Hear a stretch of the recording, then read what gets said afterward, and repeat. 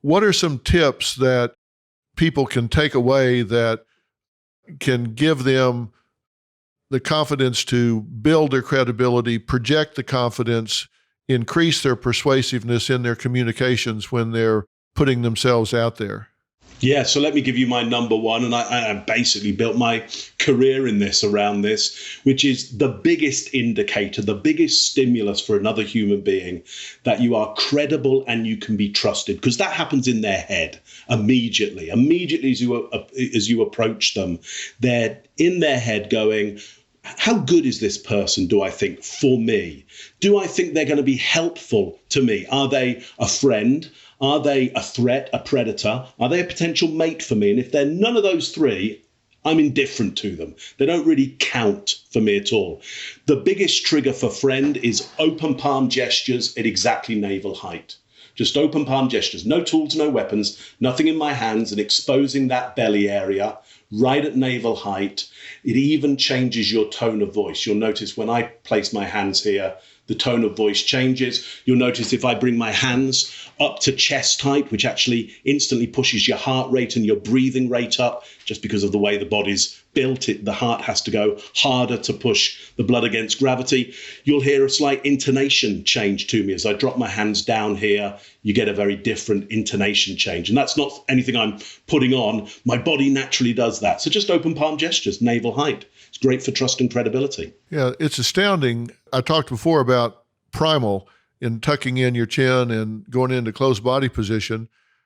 That's read the same way with animals, right? You approach a dog that can be threatened if you go at him like this, but if you go open palms down, then the dog doesn't see you as a threat near as much as he would in any other posture you can present, because that's not a posture from which you can mount an attack.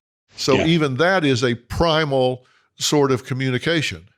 Well, especially with dogs, because dogs grew up around us. I mean, literally, they evolved, they were domesticated with us. So we share limbic resonance. That's why we're around dogs. And just like you and Scott here and Greg and Chase, we all have dogs. And my guess is all of us at times go, God, that dog's really kind of human. Like that's like a real human being. Biologically, it's nothing like us at all. Exactly. Nothing like us whatsoever. The genetic difference is so huge in reality.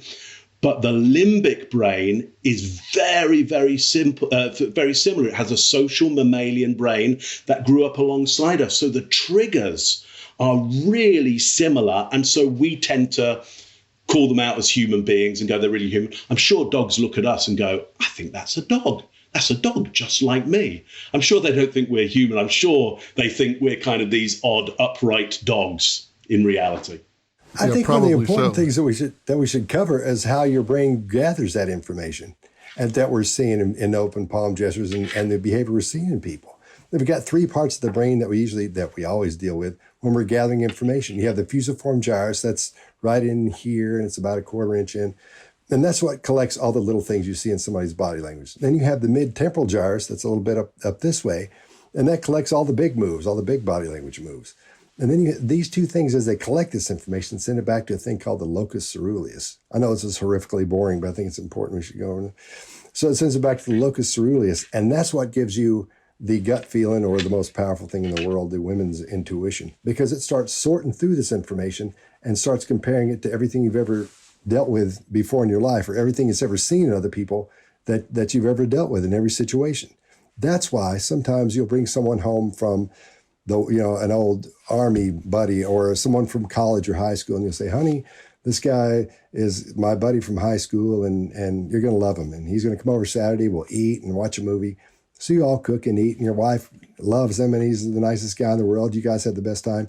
And by the time it's over, and your wife's been really nice to him up to this point, no sooner does it, as you're hugging the guy, oh man, it's good seeing you again, Phil, or whatever his name is, and then you send him out the door, and the next thing you know, your wife turns to you. No sooner is the door shut than she looks at you and says, don't you ever bring that back in this house again. Do you understand me? And you say, well, what's wrong with him? He's one of my best friends ever. And she says, I don't know.